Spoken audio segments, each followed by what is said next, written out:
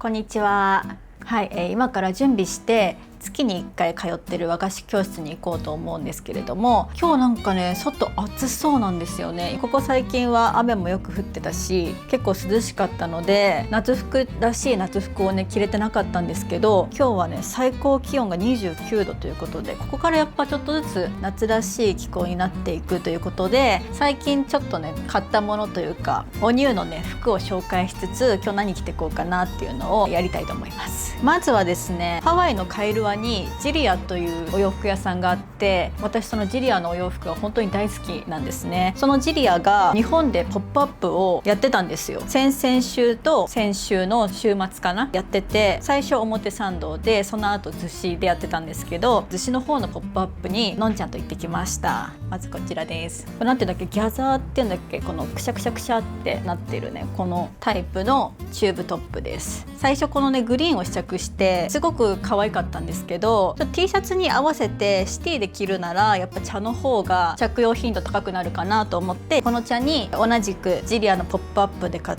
た白 T をね合わせたいなと思ってます。であとね最近購入したのがこちらなんですけど、これはねキャピタルというお店で購入しました。 100% リネンのシャツですね。これはねなんかこう実際にこういう風にハンガーにかけてかかってディスプレイされてるのと着てみた感じ全然違くって、着たらねここのシャツのこの切り返しのところがちょっとねタイトになってて、若干こうくびれる感じになるんですね。なのですごくこうスタイルアップするシャツで、そこに加えて可愛いのが見えるかな、この刺繍が施されてるんですね。穴開きの刺繍が前4つ後ろ3つで施されてるんですけど、これがね1個ずつねなんか柄が違くて、そこもすごく可愛いし、ここの透け感があるのでより夏らしく着れる、そんなシャツになってます。でやっとねちょっと今日暑くなってきたから新しい服をね着たいなと思うんですけど、どっちにねしようかなと思って、ちょっとどっちも着てコーディネート組んで悩みたいなと思うんですけど、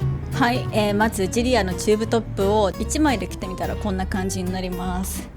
可愛いですよね。なんか本当逗子とかそういうところに住んでたら本当にこのねチューブトップ1枚で日本でもね私過ごすと思うんですけど、やっぱこの辺の都内で外出する時にチューブトップ1枚だと私はなんかこうちょっとそわそわしてしまうので、やっぱりこれに T シャツをね合わせたいなと思います。はい、こういう感じでね T シャツ合わせてこの夏着たいなと思うんですけど、 T シャツ合わせもすごく可愛いかなと思います。やっぱりこの裾のところがねちょっと若干こうフリルになってるからか、このトップスとねボトムスをこう自然にここのフリルがつなげてくれる、そこがすごくお気に入りポイントです。はい、あともう1着こちらキャピタルのシャツです。これ本当に可愛い。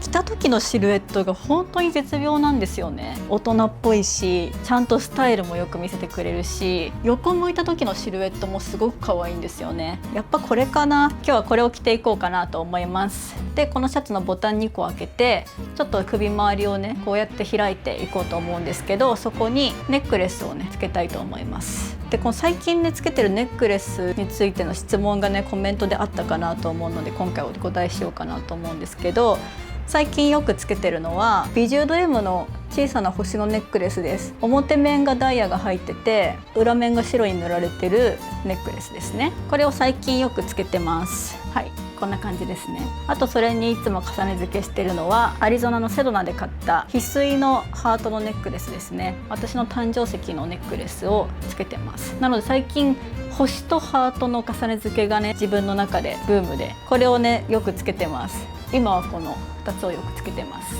で今日は和菓子教室だから割と荷物多めなのでレザーバッグ持ってこうかな。ここにエプロンとかをね入れたいと思います。あと本も持ってこうと思います。ちょっと電車移動長めなので本を持ってヘッドホンもね持っていこうかなと思います。それでは行ってきます。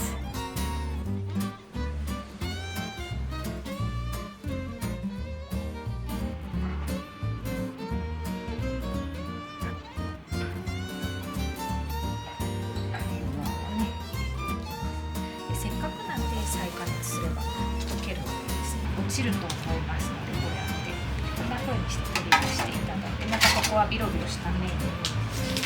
生地をつけます。あんまり薄すぎても本体が溶けます。でここにポンと置いて、100度になると溶けちゃいますから、長していいので焦がさないように練っていきます。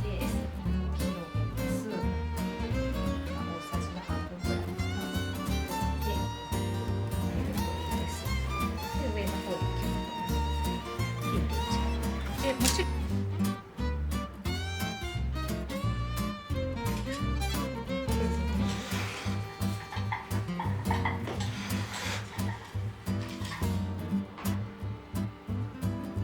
焼いたみたいなお菓子になるんですけど、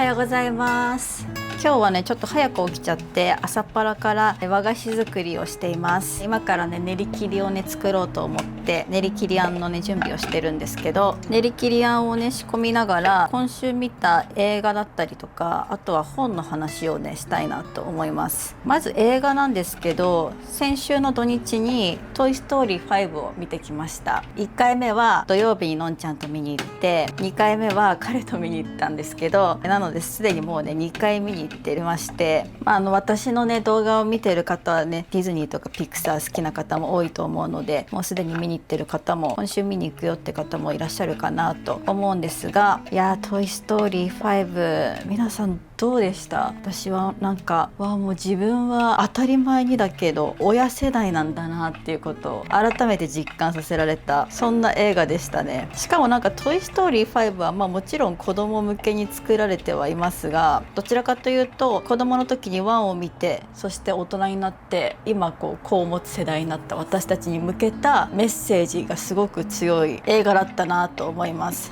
でも自分が本当に5歳とか6歳の時に見てた映画がこの大人になってまで続編が続いてるってことは本当にすごいことだと思うし、嬉しいですよね。でもやっぱりトイストーリーはいくらね続編が出てきても自分の中でやっぱ1が最高なのでやっぱ1をね超えることはやっぱないんですけど、でもトイストーリー5今回は新キャラがすごく魅力的で、も新キャラが可愛すぎて新キャラのグッズがね欲しいななんて思いましたね。そんな感じで今週トイストーリー5をもうすでに2回見たよという報告と、あとは本の話をね一番したかったんです。今週ねこの急に具合が悪くなるという本を読みました。これは今映画になっていて現在公開中なんですけど、この映画の予告を見た時にすごく興味深くって面白そうだなと思ったので、見に行く前にまずは原作を読んでみようと思ってこの本を手に取りました。これは哲学者の宮野さんと人類学者の磯野さんの往復書簡です。往復書簡というのは要はお手紙のやり取りをまとめたものですね。なのでちょっとエッセイとかあとは小説とかそういうものではないので、往復書簡って読んだことなかったから初めての読み口で、だからなのか心が揺さぶられていろいろ考えてしまって眠れなかったっていうか、朝早く起きちゃったのかなって思うんですけど、いやこの本をね読んでちょっと自分の中でまだまとまってないんだけど、でも言葉にしたいっていう思いがあるので私の中でちょっと話してみようかなって思うんですが、まず前提として哲学者の宮野さんはがん患者です。でいろいろね治療をしていたんですけど、いよいよね手の施しようがなくなってというか、それぐらいの状況になってきて、お医者さんに、ここから先は急に具合が悪くなっていくと思いますっていう、そういう風に診断された後からこのお手紙のやり取りが始まってます。なので本当にこの手紙のやり取りの間に宮野さんの体調が急に悪くなっていって、最初の方の手紙は宮野さんが主治医の方に急に具合が悪くなると思いますって言われても、その実感として体は結構元気だし仕事もできるし、数値だけが悪くなってるだけで実際の体っていうのはそんなに変化がないから、あまり感じられない実感のままでもなんとなく死の恐怖だったりとか死が近くにあるっていうのは感じてる中で、宮野さんは哲学者として生と死だったりとか偶然性についてっていうのを手紙の中で語っていってるんですけど、その後少しずつね実感として先生に言われた急に具合が悪くなると思いますっていうのが現れてくるんですね。そうしていくうちに少しずつ宮野さんの文章の書き方っていうのも変わっていって、自分の人生の責任の取り方だったりとか周りとの関わり方とか、そういうことに対してすごく丁寧に自分の意思を持ちつつ語っていってるんですけれども、途中でやっぱり体調が本当に悪くなってきて、より死が近いものになってきていると感じれば感じるほど、文章の中から宮野さん自身の人間味みたいなのを感じられるようになるんですね。例えば最初は人に迷惑をかけたくない、いい患者でありたいというふうに自分を保っていた宮野さんが、最後の方になってくると人に迷惑をかけたっていいんじゃないか、少しぐらいは完璧に自分の責任のもと人生を終わらすわけではなくって、周りがもう少し何かしてあげればよかった、してあげたかったって思われるような、そんな終わり方をする方方が良いのではないかというような考え方に変わってくるんです。宮野さんが本の中で、未完成のまま残ったものはその人が生きていた、生きようとしていた痕跡でもあるからって言ってて、それは最初の方にはそういうようなことは言ってないんですけど、やっぱり最後いよいよ死が近づいてくるってなった時に、宮野さんはどんどん人とのつながりの中で生きているっていう実感をね生み出そうとしていくんですよ。でそしてさらに手紙のやり取りをしている磯野さんっていう人類学者の方も、最初は宮野さんと一緒に生と死とはみたいなこととかを言葉を尽くしていろいろと話し合っているんですけど、最後の方になってくると死ぬんじゃねえぞみたいなすごくストレートな言葉をね手紙に書かれたりしてるんですね。こんなにね言葉を尽くし合える人たちでも、最後の方になってくると感情を乗せた言葉のやり取りでコミュニケーションしていくんだなって、その本当に飾りっ気のない死ぬんじゃねえぞっていう一言を読んだ時にすごくグッときてしまって涙が出てきてしまったんですけど、なんで涙が出てきてしまったかっていうと、これはなんていうか他人事じゃないからですよね。いずれ自分がたどる道であるからですよね。それがより現実的に感じられて、未来のことで先に泣くみたいな感覚かな。死っていうのは誰にでも訪れるわけじゃないですか。平等に誰もが死に向かって歩いてるし、生まれた瞬間から死にゆく人、そしてそれを見送る人、私たちはどっちも経験するわけですよね、人生の中で。例えば親を見とったりとか、自分が誰かに見とられたりとか、絶対にこれから起こりうる未来なわけで、私はいつも今を生きるっていうことを大事にしてて、それはいずれ死が来るから、死ぬという未来を仮定した時に逆算して今やりたいこと、今この瞬間を生きていこうっていう風に考えて、いろんなね日々の行動をとってるんですけど、でもそれは今現在私が健康に何かの不安を感じてるわけでもなかったりとか、死が遠くにある、現実的じゃないからそういう風に死から逆算して好きなことやろうって思えてるんだなって思いました。実際もしじゃあ今自分が病気だったとして、私は多分一日でも長く生きたいと思って治療に専念したりすると思うし、行きたかった場所を後で治ってから行こうっていう風に先延ばしにするかもしれない。それは私の今掲げてる今を生きるっていう、それに反してるような気もするんですよね。なんていうか自分の死生観というものを覆されるような、そんな往復書簡でしたね。今まで自分が捉えようとしてきた死というものっていうのはものすごく現実的ではないものだったというか、自分の中の今を生きるということに対する根源っていうのを揺さぶられ、もう一回しっかり考えていきたいと思った、そんな本だったし、自分はなんかちゃんと生きてるようで生きてなかったのかもしれないなって、そんな風にも思いましたね。なんでこんなに死に近い人の方が生きてるって感じさせられる何かを持ってるんだろう。私たちはなんか大事なものを見失ってというか気づかず生きてるのかもしれない。いや読んでよかったし、絶対映画を見に行こうと思った。ぜひ読んでみてほしい。これはね他人事じゃない話だから、全員にやってくる話だから。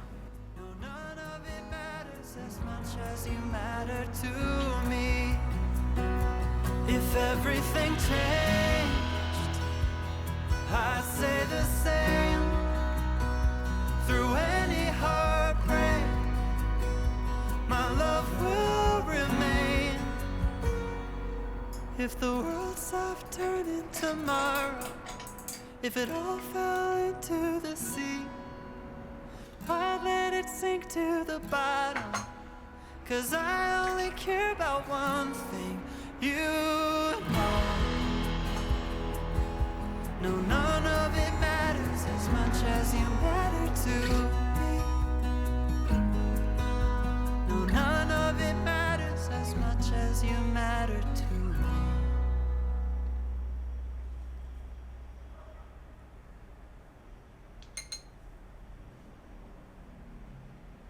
始まりました。イエーイ。最近とラジオ第70回おめでとうございます。ありがとうございます。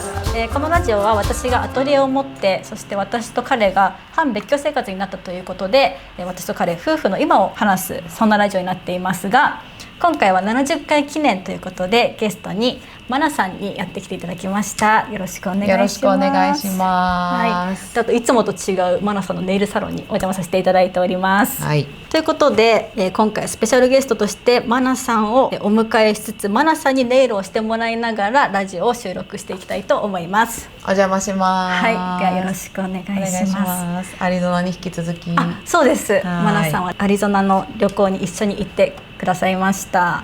ということで、マナさんのことをご存知の方もね、結構視聴者の方にいらっしゃるんですけど、改めてちょっとマナさんのプロフィールを先にねご紹介させていただきたいと思います。マナさんは株式会社エルマーナ代表、ネイルサロンムーンリットバイバナネイルズオーナー兼ネイルアーティストさんです。ネイル歴は20年。パーツを使用しない手書きアートの先駆者として全国海外ではアメリカやアジアを中心にセミナー講師を行っています。オンラインサロンでは1500人以上の方にレッスンを行っており、ネイリストとしてのインスタグラムフォロワー数は日本一で、マナさんはさらに2010年頃から海外旅行にハマって、海外の渡航回数は150回以上、46カ国旅してきたということで、ネイリストさんでありながらも旅のプロとして今回はいろいろとねお話を聞かせていただきたいかなと思っています。プロというか旅はもう好きで、そうですね、趣味がちょっと仕事になったり、結構でも旅を仕事にした先駆者じゃないかなと思うんですけど、インスタとかで、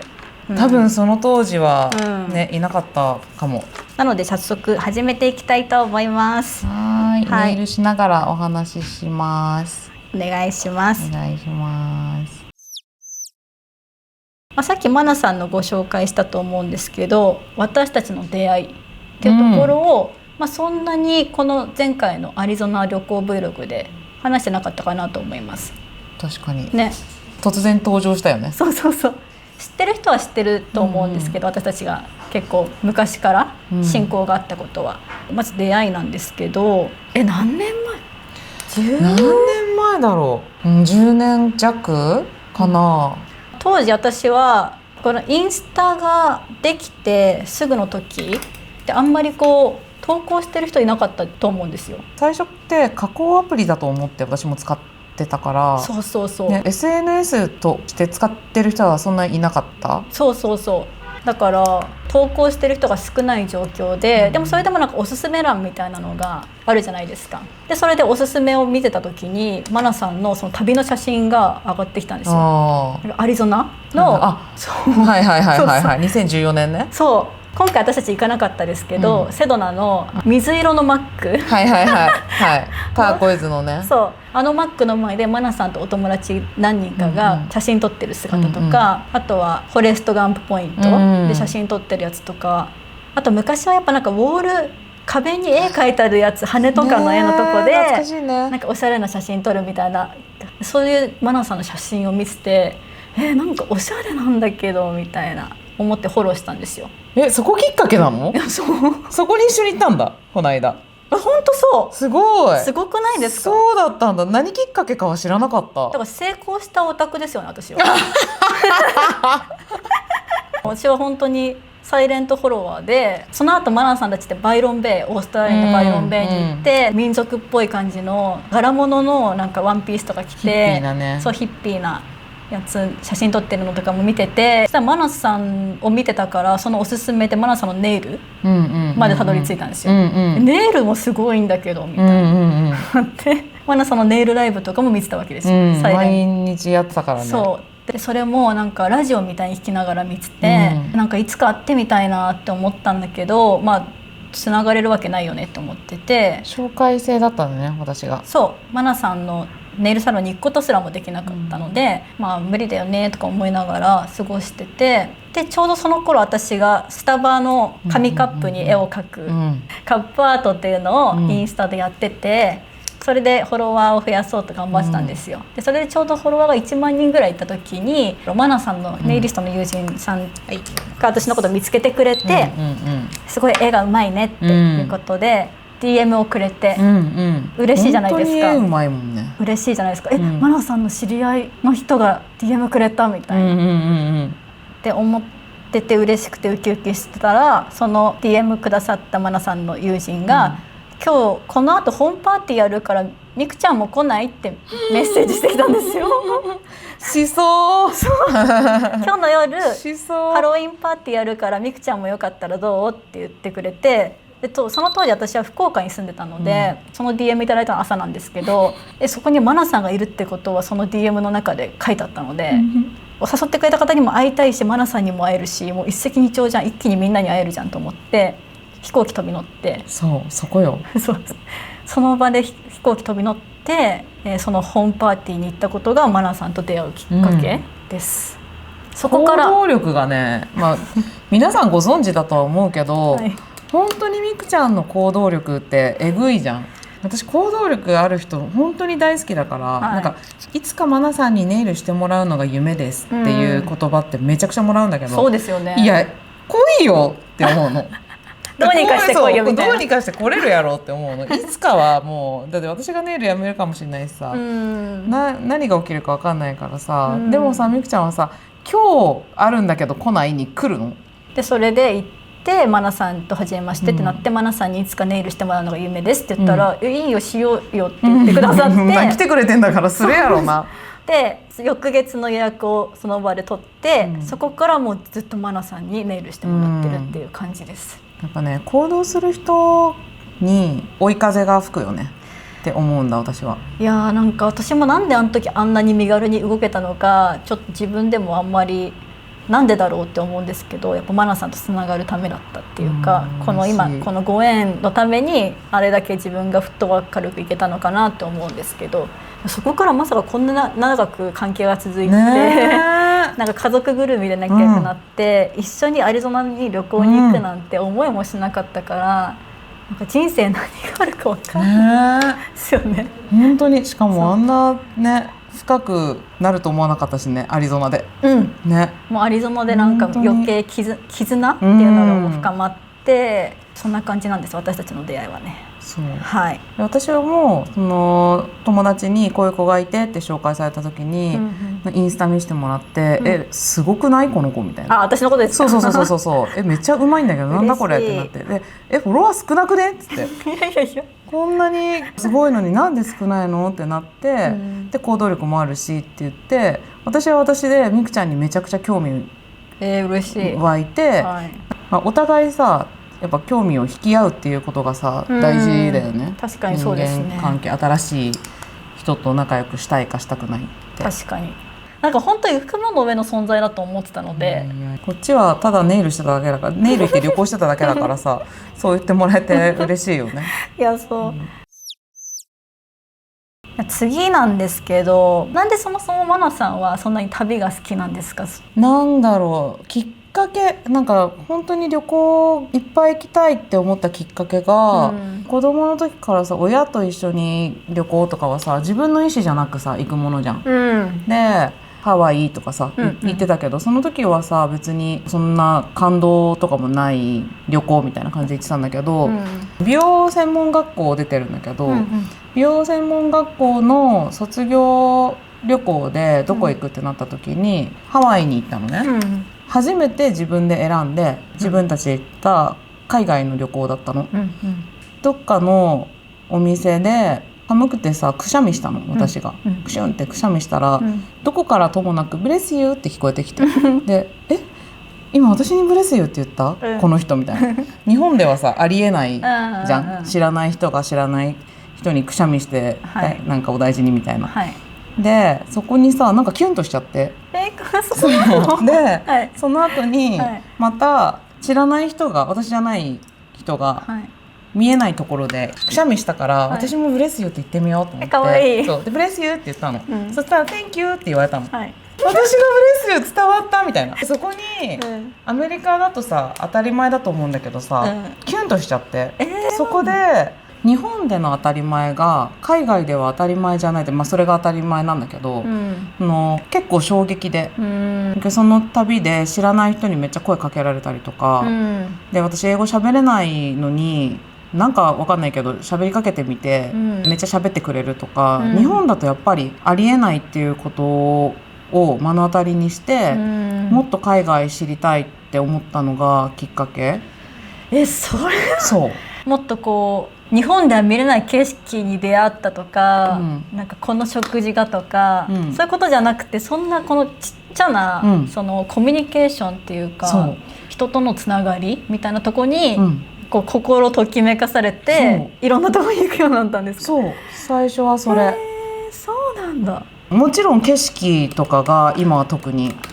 そうなんだけど、でもやっぱり自分の知らない世界を知るっていうのが、なんか自分が小さく感じるの、世界ってめちゃくちゃ広いのに、もったいないなって思うから、その国の人の文化に触れるとか、景色ももちろんなんだけど自然が作ったものにも感動するし、遺跡とかも好きだし、自分の知らないことを知るっていうのが自分の経験とか価値観を変えるものだと思うから、そこをできる限り知りたいって思う。見たことないものを全部見たいし、聞いたことないものを全部聞きたいし、なんか会ったことない価値観に全部触れてみたいっていう好奇心がその最初のブレスユーから始まったんですね。そうなの。ブレスユーなかったらね、どうだろうね。こんな旅してないかもしれないよね。まあそんなことはないと思うけど、でもきっかけ、自分で覚えてるきっかけはそこからもっといろんな国行きたいって言ってどんどん行くようになったかな。だから旅を好きだし、だから旅をするんですね。知らないところにいろいろ行ってみて、全部見て全部知って生きていきたい。知らないことが損だと思っちゃうから入れます。でもみんなはそれを不安に思うんですよ。知らない国に行くことに対するいろんな不安があって、その好奇心がいくらあったとしても怖いからやめようとか。もったいない。だって1回しかない人生なんだよ。じゃあもう怖さとかもうそういうのは後回しってことなんですね。怖い？でも怖いですよ、それは。怖い？なんか起きた方がよくない？なんでみんな怖がるのかな。そのマインドはマジでこの10年間で学び中です。でもね、この間うちのスタッフが話したんだけど、マナさんが何でも挑戦できるのは、一回死にかけたことがあるのね。事故で、足の太もも大きな骨折して、全治半年入院も3ヶ月くらいして、交通事故だったんだけど、その着地地点が悪かったら本当にまたひかれて死んでたみたいな事故だったのね。その時はめちゃくちゃ落ちたんだけど、その経験があったから、てかもう生きてるんだから死ぬことより怖いことなくないって思うようになったのもあるかな。だからもう逆に人間って誰もがいつ死んでもおかしくないじゃん。交通事故かもしれないし、火事かもしれないし、何かで死ぬ可能性はあるじゃん。いつ死んでもおかしくないから、平等に。だからやりたいことやるし、死ぬの怖いとかもないし。確かにそのマインドって本当になんか何でもやってみようっていう風になりますよね。なんかもったいないよね、やらないの。そうですね、そう思えるようになりました、だからもうそれでたくさんマナさんはプライベートで旅行に行ってて、それを気づいたらというか意図的なのかは私は分からないんですけど、仕事にしてたりもするじゃないですか、それはどういうふうに旅を仕事にするって、今では結構そういう風な仕事をしてる人多いと思うんですけど、当時はそんな珍しかったなと思うんですよ。なかったと思う。当時プロトラベラーとかいう言葉があって、めっちゃ憧れてて、私一回その面接に行ったことあります。マジ？会社員時代に、もしここでプロトラベラーになれたら、会社辞めようかなぐらいの感じで面接に行ったんですけど、普通に落ちました。みくちゃん落としたなんて。いやでもよかったよ、落ちて。そうだからそれぐらい何かそういう媒体のプロトラベラーとかっていうのを扱ってる媒体のところに面接をして受かんないとなれないんじゃないかなっていう風な感じだったんですよ、当時は。どういう風に仕事にしていきましたか？オファーなのか自分から売り込んでいったのか。そのプロトラベラーに関してはオファーなんだけど、その前から私が目標にしてたのが、その旅が本当に好きで、発信することも好きで。っていうのも、昔ミクシーより前に、自分でホームページ作るやつもあったし、作ってました。魔法のアイランド、でそういうの発信するのも好きだったし、ブログもアメブロとかさやってたし、発信すること自体は好きで、写真も好きで、可愛いことも好き、旅も好き。そうもう好きなものが全部揃ってるインスタもやってフォロワーがどんどん増えていく、で見てくれる人も増えるってなると、承認欲求も上がるわけじゃん、でも苦じゃないの、私は好きだから、発信することとか、みんなさ続けるのはが大変とかさ、言うけど好きだったらさ、別に寝る間を惜しんでやっちゃうじゃん、そうだからそれをずっと続けてたんだけど、ふとその私が行く旅を参考にしてくれる人がすごいいた時に、本出したいなって思ったの、それで誰かのためになるかなとか、自分の自己満とか記念でもあるんだけど、出版をすることが一つの小さな目標になったのね、でなった時に逆算して、本が出せる人間はどういう人間なんだろうで、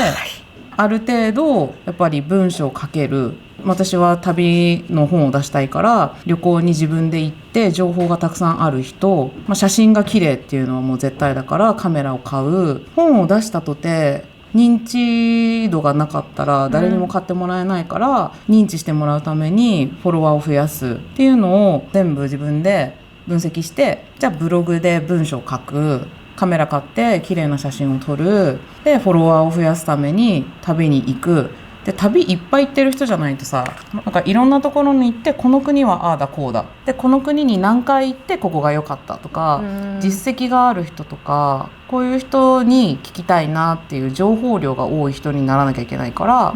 自分で旅に行きまくる、それはもう自己投資で、本を出したいっていう言葉を発することで、この人本出したいんだっていうのが誰かの目に留まってほしいからブログでも書いてたし、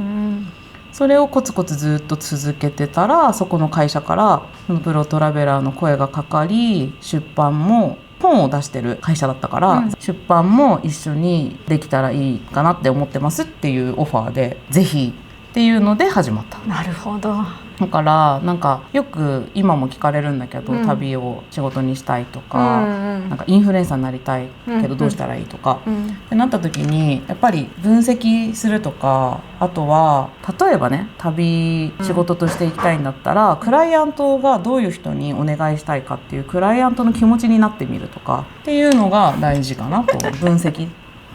もう赤べこになりそうだった思ったより考えてる。私も本当に同じで、私も本を出したいって思いから YouTube 始めてるんですよ、だからそのためにどうしたらいいのかっていうのをいろいろやった結果が今っていう感じで、私それが結局本を出した後に、私も旅を仕事の一部としてやってるんですけど、どうやったら仕事が来るかなって考えた時に、まずは自分が行かなきゃいけない、行ったことない人にオファーしたいよね。行ったことあるのを見てからオファーされるよね、この人はこういう動画が作れるし、こういう発信ができるんだって思われてからじゃないと仕事が来ないと思ったので、とにかく自己投資の1年だと思って、旅を仕事にするぞっていう1年はもう本当に赤字も同然でも自腹切っていっぱいいろんなところ行って、でも楽しいもんね、旅をすることは。楽しい。分析もしながらいろいろ発信して反応を見たりとかして、最初からやっぱりその何も実績というかそういうのない人にやっぱり仕事はなかなか来ないですよねっていうのは思いましたね。あとマナさんと私は10年過ごしてきて、やっぱマナさんのこのポジティブマインドというか、ちょっとパワースポット的な雰囲気なんだろうな、とにかく自信に満ち溢れてるというか、確かに謎の自信ね。そう、私も結構ある方だけど、でやっぱこの10年付き合っていく中で自分の中のそういうマインドが培われていった気がするんですけど、何なんだろうっていう、これ紐解きたいなみたいなありますね。これさ、私もさ、結構分かんなくてっていうのもさ、私めっちゃ自信なかったの。なんかコンプレックスの塊で、特に見た目、でなんだけど、手先の器用さはもう小学生の時からそこだけは自信があったの。美術の成績がいいとか、頭も良くない、見た目もコンプレックス、体型もだし、なんかずっとデブだし、本当に結構コンプレックスの塊だったんだけど、自分の得意なところだけは絶対に負けたくないっていう気持ちがあって、私より手先の器用な人がいてたまるかみたいな、だから美容学校の成績も絶対1位じゃないと嫌だったし、自分の自信にあるところはもう絶対1位じゃなきゃ嫌だっていう負けず嫌いでそこがちゃんともちろん努力も重ねて1位を取るし、ネイルで言うと何が1位なのってなると思うんだけど、それがその当時分かるのはインスタのフォロワー数だったの、誰にも負けないくらい努力をしたって思ってるから、そこの努力が自信につながってるのかなって今考えると思う。昔は全然自信なかったから。意外、なんかもうそういう性質なんだよねって言われるのかと思ったら、そんなことなくて、じゃあマナさんもじゃあ私たちと同じ人間だったんですね。もちろんもう最初から自信ある人はね、わかんない、いるかもしれないけど、私はそうじゃない。でもそんなマナさんにたくさん質問いただいてまして、結構なんかいい質問いっぱいあったんですけど、何でも答えます。 NG なしです最高。もう厳選してちょっとねお手紙を選ばせていただきました。まず1通目です。東京都在住20代コウヨトリネームハリネズミのティムさんからのお手紙です。ミクさん、マナさん、こんばんは。こんばんは。マナさんに質問です。ズバリ行ってよかった国トップ3を教えていただきたいです。これさ、一番良かった国どこですか、一番おすすめどこですか、とか、トップ3どこですかってめっちゃ聞かれるんだけど、聞かれますよね、絶対。もうさ、好きな場所が多すぎて、ちょっと3にまとまれないんだけど、いいいいですよ。いい？はい。じゃあ、ヨーロッパでとかちょっとカテゴリー別で私の好きなところをまとめます。でちなみに私ネイチャーと街とか、あとはネイチャー系が好きなんだよね。街しかないとかだとあんまり好きじゃなくて。なるほど。そうで、それで言うと、じゃあまずアジアから、近いアジアからで言うと、インドネシア、モルディブはシティないんだけど、もう海が大好きだから、アジアでいうとそこの2つが入ってくるかな。じゃあヨーロッパはギリシャとクロアチア。ギリシャとクロアチアは海も綺麗で街もめちゃくちゃ素敵でご飯も美味しい。想像つかないですけどね。ギリシャは街綺麗とかわかるんですけど、ご飯美味しいんだよ。私米がある国じゃないときつくて、で、海綺麗、もう行ったことある人はわかると思うけど、街めちゃめちゃ素敵だからロマンチックなの、どっちも。ギリシャ行ってみたいな。ギリシャ最高、本当に。もうクロアチアもどっちも、でアメリカ、国じゃないけどロサンゼルスとマイアミの方にあるキーウエストっていう街があるんだけど、そこの2つが好きです。だからニューヨークとかのシティじゃなくて、海もあってちょっと陽気な場所の方が好き。ロサンゼルスが今まで行った国の中で一番、国というか場所の中で一番多くて、多分20回以上行ってる。キーウエストは1回しか行ったことないけど、もう可愛すぎて大興奮。セブンマイルブリッジっていう、マイアミから7マイルずっと続いてる橋を運転していくんだけど、一生可愛い言ってた。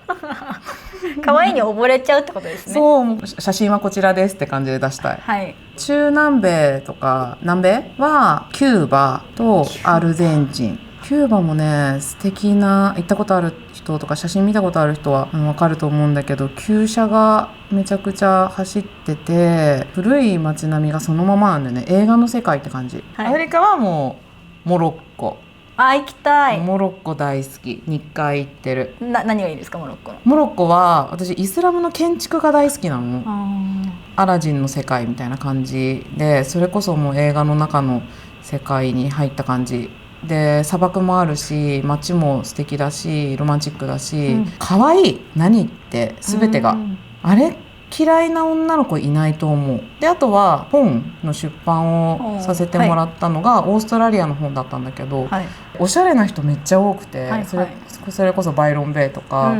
なんかもう流行発信地みたいな。海もすごい綺麗だしご飯も美味しいし、ちょっと衝撃だったあそこは。そんなこんなでちょっと 3つに絞れなくて、8か10個ぐらい言っていただいて。でももう一カテゴリー、もう一カテゴリー。私その遺跡が大好きで、泣いた場所が一つだけあって、感動っていうかもう心が震えて、がペルーのマチュピチュなんだけど、行ってみたい。マチュピチュ。マチュピチュとエジプトの遺跡たちはもう人間が作れるものじゃないちょっともう時空も超えてでも人間作ってますよねエジプトね、絶対宇宙人が作ってると思うっていうぐらいなんですね。そう絶対作れないと思うそういう歴史だったり、なんか背景も勉強していくと感動と震えが止まらなくなるから、遺跡とかに行くときはそういうの調べてから行ってほしいな。そうですね、いやありがとうございます。もうでもはいすいません12個ぐらいいただいて、はい、たくさんあってごめんなさい、決められなくてカテゴリー別でなんかどっか行きたいなと思ったらちょっと今の、はい、参考になるかなったら嬉しいです。していただければと思います。じゃあ次行きたいと思います。30代恋を取りネームお稲荷さんからのお手紙です。ミックさん、マナさん、こんにちは。こんにちは。こんにちは。私は旅が大好きで、旅行となると何かと予定を詰め詰めにしてしまいます。今年の上半期は仕事やらでかなりハードだったので、とにかく徹底的に自分を癒したいとなった時におすすめの旅行先とプランがあれば教えていただきたいです。大自然の中でデジタルデトックスしてのんびりしたりスパを受けたりしたいですということです。もう得意分野と思って、ちょっとそうね、チル専門家みたいなところあります。そうね、スパも大好きだし、はい、で大自然も行けるってなるとスリランカとかおすすめかも。行きたいスリランカ、ね、スリランカといえばアーユルベーダだし、だけどその大自然ゾウさんとかもいるし海もあるしいい気がするな。そういうスパとかあるようなちょっとリゾートホテルみたいなのもあったりするんですか？もちろんもちろん。マナさんはそういうとこ泊まるんですか？スリランカ行ったら。それともエアビーとかにするのか？私が行った時はいろんなところ行っちゃったから、ゆっくりはしてないんだけど、でもスパもアイルベーダとかも受けたし、大自然でネイチャーを感じるホテルにも泊まったし、めちゃくちゃいい宿が激安で泊まれんのね。でスパも超安いから、だから合流するにはやっぱアジアかな。そうですね、私もデジタルデトックスして大自然の中でだったら、ね、パリのアヤナリゾートも良かったし、タイのちょっと奮発してマンダリンオリエンタルとかに2泊して、ちょっと大自然っていう感じじゃないんですけどスパとかがとにかくいい。スパ最高だよね、アジアのスパさ。そう多分日本で10万くらいするのが 1,2 万で受けられるみたいな感じだから、部屋もそうだけどハワイでさオーシャンビュー泊まるってなったら狭いホテルでも1泊10万とかするじゃん。しますね。けど結構いいビラでも1泊1万2万とかで泊まれちゃう、プール付きの、でそこの部屋にエステとか呼べるから、やっぱアジアじゃない？スリランカ、バリ、フィリピンおすすめです。おすすめです。めっちゃおすすめです、ちょっと次行きたいと思います。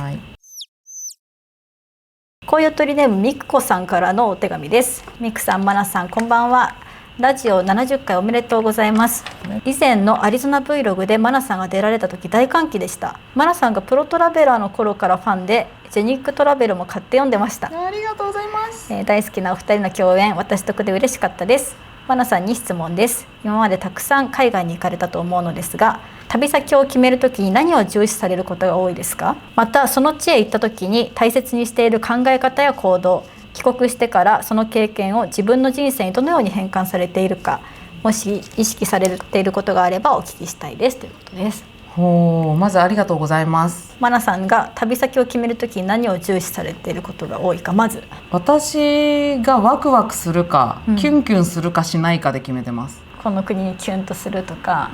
行きたいなって思う気持ちを大事にしてるってこと。呼ばれてる感覚とか、自分が行ってみたいっていう、ワクワク、あとはもうバリなんてさ13回も行っててさ、でLA も20回以上って言ったけど、行くと癒される場所だったり、なんか住んでる感覚になる場所とか、なんかどういうのをその時自分に必要かな、求めてるかなみたいなので結構決めることが多いかな。あと一緒に行く人が何を求めてるかとかもあるし、みくちゃんにアリゾナ誘ってもらった時に、私が決めた行き先ではなかったじゃん。はいはい、そうですね。私が行きませんかって。そう、なんだけど知ってる場所なんだけど、もうワクワクが止まらなくなるわけ。普通結構一回行ったらいい場所ってあるじゃないですか、それでもう一回ワクワクできるんですね。そう、また行けるのあの場所にみたいな。すごい。そう結構旅いっぱいしてくると旅をすることに飽きたりする瞬間あると思うんですよ。ないですね一回もないね。さすが。でも飽きもないってことですね。すごいないてか本当に逆に好きなんだ行ってないと、うん、てかもう東京が無理っていうか東京に都会がね幸せを感じないの、都会に、はいはいはい。そうだから私がハッピーでいられるのは旅行に行けるとか、そのキュンキュンとかワクワクみたいな、てかスリルジャンキーなんで私だからそういうのがあるから、私は生きてるって感じ。なるほど。そうでも本当好きなんだ心から。でその土地に行った時に大切にしてる考え方とか行動とか、でもさっき言ってましたよね、なんか土地知らないことを知るとか。知らないことは知りたいし、なんかできれば私ローカルフード食べるし、絶対にそうだ、できるだけそこのローカルの人と喋りたいし、それこそね知らないことを知るっていうのが私の好きなことだから、そういうのはできるだけするようにしてるかな。すごいですね。なんかためらいがないしおじけづかないってことですよね。だってしないじゃんしないから知らないことは全部やるよ。じゃあその帰国してからはどういうふうにこの都会の喧騒の中でどういうふうにこうなんていうんですか持ち帰ったなんか私で言うと、そこの土地で吸収したことが結構ネイルに落とし込みはあるかな。一番わかりやすいので言うとインドとかモロッコとかのそういう建築の壁とか、インドだと女性が着てるサリーの柄とか、壁だったり、タイルとか、なんかいろんなものを見るとこれネイルにしたいってなるの。なるほど。そうだからそこは仕事につながってるよね。そういう新しい刺激がないと新しいものを生みづらいっていうのもあるから、そこの刺激が欲しいっていうのもあって旅行行きたいかな。流行り物をやりたいネイルをしてる人もいると思うんだけど、私の場合とか私のお客さんとかはマナさんが作る新しいものをやってほしいっていうお客様が多いから、だから誰もやってないデザインやりたいから、それを探しに行くっていうのもあるし、だからキュンキュンして楽しい旅行大好きっていうのが仕事に結局つながって戻ってくるみたいな、いい循環みたいな感じになってますよね。そう思い出もだし、仕事にもつながるし、人生経験にもつながるしということで、じゃあ次行きたいと思います。埼玉県在住コヨトリネーム人生1周目の40代さんからです。イクさん、マナさん、こんばんは。こんばんは。お二人に質問です。私は今までインスタグラムや YouTube などやってみようと挑戦してみたものの、その度に続けることができずに諦めてしまっています。自分が発信したものに興味を持ってもらえたら世界は広がっていくと期待して始めてみて、最初は始めた喜びと高揚感でやってみるけど、結局最初だけで目の前の会社員としての自分に追われて、このままでいいかと諦めてしまいます。私も旅行が好きで人より感動しやすいため、旅先で見た綺麗な景色や情景を発信していきたいと思っています。自分に合ったやり方をまだ見つけられていないのかもしれません。発信する覚悟は整っておらず、継続する努力に向き合えてないのかもしれません。お二人はどのような気持ちで自分の好きを発信していますか？また継続するための秘訣などはありますか？ということです。いやもうね、好きこそもののなんちゃらじゃん。上手なれ。そうだから頑張ろうとしなくっても好きだからやっちゃう、気づいたらやってるっていうのは私はあるかな。結構最初の方にマナさんが喋ったと思うんですけど、旅を仕事にするために本を出したいという目標から逆算して、企業がどういうふうにしたら自分に期待して本を出してくれるのかなとかいろいろ考えて、ブログもそうだしインスタもそうだし、いろんなところで発信をしてたじゃないですか。それはやっぱりあんまり辛くないですよね、そういう時期って。辛くない、好きそう楽しい、なんかそういう時期って一番フィーバータイムだと思ってて、なんか私も結構マナさんと同じで分析と行動結果を見るのが大好きなんですよ。みくちゃんもそうだよね。そうめっちゃ分析が一番好きで、分析するためには行動してなんか成果物を出さないとそれが当たってんのか当たってないのか分かんないからやるって感じなんですけど、そこがすごく好きだと苦にならないのかもなって、私は最初のカップアートを頑張ってた時も、YouTube 伸ばそうとした時も、確かにその伸びないっていう辛さはありましたけど、でもやめようとかやっぱいっかなみたいな風に なることはなかったな。むしろなんか悔しくてもうどうやったら結果出るかなみたいな、もう一回分析し直すみたいな感じの、本当闘牛みたい、寝る間を削ってたし普通に、なんかそれはさ苦じゃなくて、それも楽しいよね。寝る間を削って分析してる時間が、無理してたというか勝手に削ってたっていう感じで、だから合ってる発信の仕方が見つかれば、普段だったら多分合ってない気がする。目標を決めてここまでは絶対やりきるみたいな、でやるとか、ただね本当に SNS って敵が多いのよ今。ライバルですね。ライバルが、埋もれないためには本当に個性出さなきゃいけないし、それこそ自分のことを客観視してどう見られてるとか、いろんなことが分かってないと、やってることが無意味っていうか無駄になっちゃうから。そうですね、なんか努力したら叶うものではないんですよね。努力をしたらしただけ結果が出る世界ではないから、残酷なことに、私もやっぱりその常に流行ってるものに対するアンチテーゼみたいな、流行ってるものの逆説をいくことによって、その違いを作ったりとか最初したりとかしたので、そういう風にやっていくのか、それとも流行ってるものに乗っかってそこで個性を出していくのか、私たちみたいに最終的に本を出したいとか、そのちょっと先の目標をしっかり決めてから動かないと、何のために発信してるのか、何のために自分が毎日頑張ってるのかがめちゃくちゃブレるし、アプローチも変わっちゃうので、SNS で稼げるようになるっていう、そういう漠然としたもので始めると絶対積むなって思ってます。絶対積む。だから多分そこで積んだんだと思う。思う。私もその明確な目標がないから。人生1周目の40代さんが旅行が好きで人より感動しやすいっていうのは、多分私も持ってるし、マナさんも持ってると思うんですよ。じゃあそこで感動したことをどう伝えるのかっていうのが超大事で、それを情報として分かりやすく伝える人になりたいのか、自分がこうエンターテイナーになって面白おかしく発信するのか、そこを自分の特性をしっかり見極めないと、旅行が好きで感動しやすい人はめちゃめちゃいっぱいいるから、突き出る何かとか、そうそう、この人の情報を知りたいっていう何かがないと結構難しいよね。マナさんはもうインスタとかで、私は YouTube とかでやってると思うんですけど、綺麗な写真を撮ったとて、もちろんそれが素敵でそれで伸びてる人もいると思うんですけど、綺麗な写真を撮れるっていうだけではそれだけでも伸びなかったりするじゃないですか。いっぱいいる。そう、フォトグラファーもたくさんいるしね。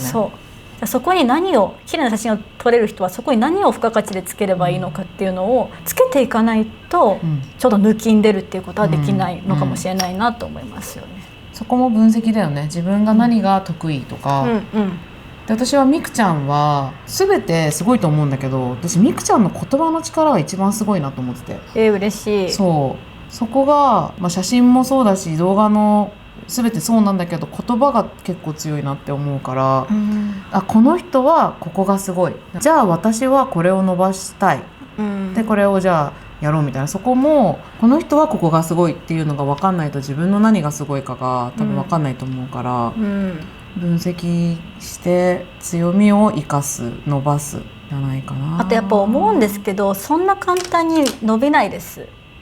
その始めて半年とかで爆伸びしてるみたいな結果をなんかこう書いたりする人いるじゃないですか。それは稀だし、何年もかけて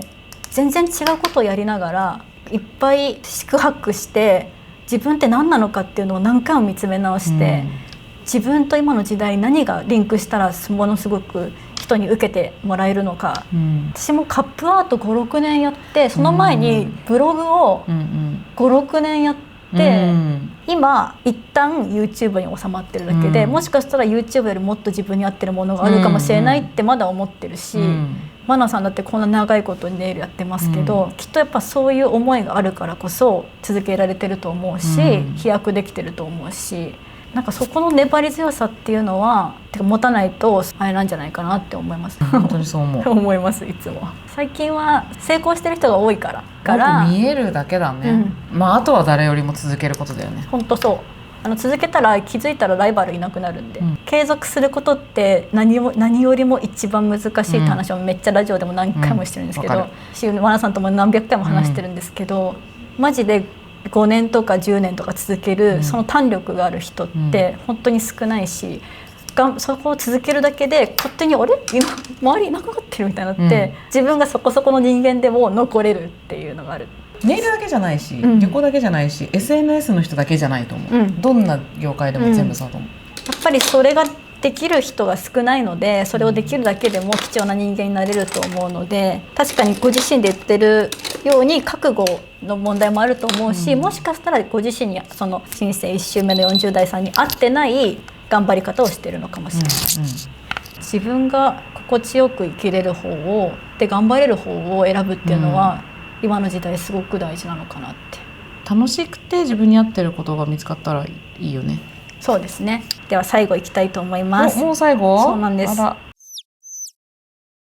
コウヨトリネームきなこさんからのお手紙です。70回記念おめでとうございます。ありがとうございます。マナさんのプロフィールを前回の動画でお聞きしてお伺いしたいです。現在2歳の娘を育てています。これからの厳しい時代を生き抜くには自分を信じる力ってすごく大事だと思いますが、マナさんの自分の信じる力はどこから培ったと思いますか？もともとの性格もあると思いますが、ご両親の育て方や何かエピソードがあれば教えていただきたいですということです。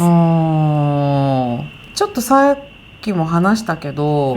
自分の得意分野を誰よりも努力したことかな。自分自身で導き出したので、自分を信じられるってことですね。って思う。まあでも親が自分のことを否定したことは多分ないし、なんかやりたいことはやらせてもらってたと思うし、好奇心旺盛だから、自分でやりたいって思ったことは絶対やるっていうのは、まあ多分子供の頃からそうだとは思うんだけど、これだったら負けないとか自信があるところをさらに伸ばすっていうことを私はしてきたから、だから自分のことを信じれるんだと思う。もう自分の中で実績があるから。そうやって頑張ろうと思っても、ある時心がぐっと折れたりとか、すごくこう自分の自信、信じる力っていうのを折れ曲げられるような出来事って起こったりするじゃないですか、人生で。そういう時はどういうふうに立ち直ってもう一回自分のことを信じようとか、なんかそういうふうに持っていきます？何回だってできるじゃん。死んでない。もう本当にこれ何回も言ってるけど、死ななきゃもう全部成功だから、それで死んでたらもうはい終わりってなっちゃうけど生きてるから常にじゃあもうマナさん九死に一生スペシャルの中で生きてるみたいなものですね。もうなんか自分がワクワクする。あとはなんかさ、みんなほんと失敗を恐れすぎなの。失敗なんてないんだよ。なんか失敗してないとこの後どうなるか分かんないじゃん。だからもう経験がないと同じだから、失敗してないは、だから失敗した方がいいよむしろって思うから。じゃあもしそれはもうめちゃめちゃ分かった上で、じゃあもしじゃあちょっと落ち込みましたマナさんが、って思った時に、じゃあどういうふうにこうよし明日も頑張ろうっていうなんか切り替えの方法とかあります？別に落ちる時は落ちればいい、わざわざ無理に上げなくてよくて、落ちたいだけ落ちればいい。落ちるだけ落ちるけど結局そしたら上がるから、そのままずっと私はダメって思ったらもう終わりだけど、その後にじゃあ私には何ができるんだろう、私の魅力ってなんだろうとか、私が自信を持てる何かあるかなって考えて、そこをとにかくね伸ばす。自分に自信がなくて人にこう思われたらどうしようって思ってる人が結構落ち込みやすい気がしてて、結構周りの目を気にしやすいとかもそういうことなのかな。そう、なんかさ落ち込む内容ってよくあるのは人と比べてることだったり、この人はこんなに幸せなのに私はとか、この人はこんなにできてるのに可愛いのに私はみたいなので、もしその内容で落ちてるんだとしたら、自分の人生って人関係ないし、自分が死ぬ時にそのことで落ち込んでないのね絶対に。なんかマナさんと10年入れてるのってマジここのマインドが本当に一緒なのだと思うんですけど、全ての事柄が全部自分事じゃないよっていうことに気づける、あと私高校生の時にすごい、なんか勝手に落ち込んで病んだ時があるんだけど、その内容が何のために生きてるんだろうみたいな。宇宙で自分が生きてるのって、宇宙が無限だとして地球が存在するのが例えばこう棒グラフにしたら5センチだとすんじゃん、で人類が存在してるのはもう1センチにも満たないわけ、宇宙で見たら、ミリ以下ですよね。そうミリ以下、でそのうちの自分が生きてる人生ってもう点にも満たないようなもんなの、宇宙で見たらね、でその点しかない自分の人生を点しかないのに悲しいことで埋め尽くすのか無理やり楽しいことで埋め尽くすのかって自分次第で、私はそれでその時結構病んで学校も行かなかったのね。病んでっていうかまあすれてたんだけど、だから学校行かないみたいな、頑張っても意味ないみたいな、ちょっと変なやつだったんだけど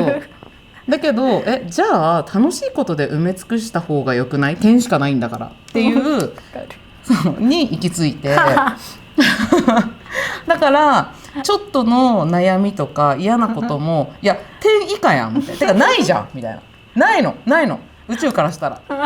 で自分の人生が点と思って、じゃあその今の悩みって点ですか？点にも満たなくない？じゃあ楽しいことばっかりしようよ、っていう楽しいことをたくさんしてたらいろいろさ自信に結局つながると思うの、結果的にですよね、楽しいから自分が、ただ我慢は必要な時はあるよ、でも私は目標のための我慢とか、あとは大切な人のための我慢とかだったら絶対した方がいいと思うから、それが楽しくない苦だとしても、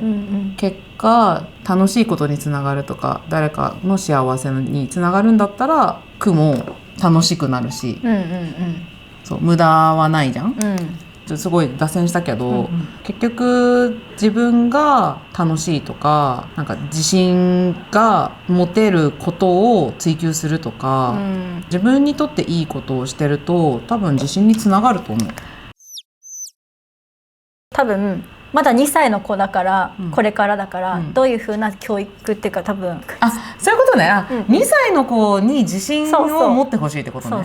そしたらその子が楽しいこととかその子が自信を持てそうなことをめちゃくちゃ伸ばしてあげるのがいいと思う、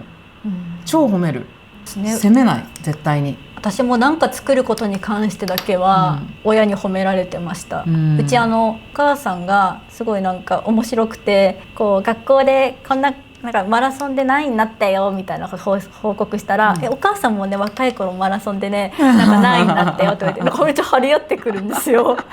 その中でお母さんに褒めてもらうことをめっちゃ探した時に、その粘土細工することとか、色選びとかが、もうすごいこれはもう天才だみたいなことを言ってもらえることが嬉しくて、親ってやっぱり子供のやるべきことなすべきこと最初は全部褒めてくれるじゃないですか、例えばうまくいってなくてもよくできたねって、それも大事だと思うんですけど、全部同じトーンで褒められるとどれが秀でてるんだろうってことを本人気づけないんですよね、だから逆に私はお母さんにマラソンお母さんも早かったよって言われた時に、お母さんも早かったなら私はなんか普通ぐらいなんだみたいな、それでこう自分の得意不得意みたいなのをお母さんの褒め度によってなるほどってなんかやってた気がします。だから褒め方っていうのを具体的にするとか、そうだね、何がすごいとか、ここ何を頑張ったからいいねみたいなのはいいかもね、褒め方は。親が信じてあげなくて自分が信じれるはないから、親がもうあなたはできるっていうのは常日頃言ってあげるのは大事なんじゃない？子育てしたことないからさ、そこの答えは一番難しいんだけど、出すのが、けどやっぱり親が信じてくれるっていうのはめちゃくちゃ強いと思うな。そういう積み重ねが自信になって成長していった時に折れないのかなって思いますけどね、私スタッフめちゃくちゃ褒めるの本当にすごいと思ってるから、やっぱそしたらさ伸びると思うんだよね、誰もが褒めて伸びると思うよ。でもたまに張り合ってくれるのもいいかも。まあねそれは私もある、絶対にこの人には負けたくないみたいなのは今まであるから。あと私最近なんか見てた動画、旅行系 YouTuber の人いるんですけど、その人が言ってたんですけど、努力してる自分自身がパワースポットになるって言ってたんですよ。わかる。本当そうと思って、わかる。なんかその人は富士山登ってたんです、うん富士山はパワースポットって呼ばれる場所ですけど、確かにパワースポットにいてパワーをもらうっていうことをみんなやりに行くけど、努力して登る自分自身こそがパワースポットになっているんだって、それをマナさんに感じる、マインドコントロールだよね。それなんだなっていうのがすごく感じました。今日話聞いてて余計。みくちゃんにも感じてるけど、ね、多分視聴者さんみんな知ってると思うけど、似てるよね、マインド結構話すと、だから最初マナさんってパワースポットだと思って私ネイルしに行ってたんですよ、で10年の関係で、自分もマナさんマインドが入ってくるわけじゃないですか、もちろん自分の人生経験プラスマナさんのマインドも入れることによって、私自身もパワースポット的な存在に慣れてんじゃないかって最近ちょっと思えるような、そういう自信がついたので、そういうことなんだなっていう。超なってるよ、もうみんなのパいやいやワースポットに。最後にこれ締める前に、本当に感謝してアリゾナに行こうか悩んだ時に、マナさんに相談して、なんか行くのやめようかなっていうか、アリゾナって何なの64で行かないに傾いてる、そうそう、マナさんが行けないよ、行かないとみたいな、行かないなんてありえない、行かなくても私がプラン考えてあげるよとか言って、なんかもう熱々熱波みたいになっちゃってじゃあそんな言うなら行ってみるか、マジ騙されたと思って絶対行ってほしいです。でもそんなに言うならマナさんもじゃあ来てからいいのそうって思って呼ばせていただいて行ったら、もう私本当人生で一番の旅過ぎたんです、本当に。いや、あれは結構やばかったよね。私あんなにその場にいるだけで泣くとかっていうのを人生でしたことなくって、もう説明がつかない、なんか、し友達にももうアリゾナ教みたいな、もう行きな絶対行きなみたいな、もう全員に言いふらす、こんなこと初めて、本当にそういうのをやっぱ開けてくれる人だし、そういうといける力っていうので、やっぱりさっきマナさんが最初言ってた知らない世界を知るっていうことは、こんなことが起こるんだっていうのを改めて感じましたよね、あれは本当に最高だった。いろんな人にさ、すごいめっちゃもう泣いたみたいな人までいて、本当に感謝でそこに誘ってもらえたのもそうだし、いやすごく良かったし、全部つながってるし、やっぱりもっといろんなことに挑戦したらもっと世界は広がるってことを、今回のアリゾナで教えてもらったし、この10年で教えてもらったし、ということで、きっとこのうちらのマインドみたいな、旅というよりかマインドみたいなところですね、それが伝わったら嬉しいなと思います。70回、ありがとうございます。熱くなっちゃった。はい、気づいたらネイルが出来上がっているということで、はい、これ写真をねこの辺に置かせていただきたいと思うんですけど、そうこのネイルはね、南青山にネイルサロンありまして、マナさんの予約はなかなか難しいなと思うんですけど、ちょっと取りづらいかもしれない。他のスタッフさんとか予約取れますので、ぜひ気になる方はチェックしてみてください。今回のネイルもめちゃくちゃ可愛いネイルができたので、ぜひ真似してやってみてください。ぜひこのネイルの写真をネイルサロンに持って行ったりとか、このムーンリットのね他のスタッフさんやってもらったりとかしてもらってください。ということで70回のゲストはワナさんでした。ありがとうございました。71回これからまた頑張っていきたいと思います。すごいね、長い。はい。ということで、最近のラジオでは私たち夫婦への質問、相談、トークテーマなど随時募集中です。コメント欄に声取りネームをつけてお手紙をお願いします。それではまた次の動画でお会いしましょう。バイバーイ。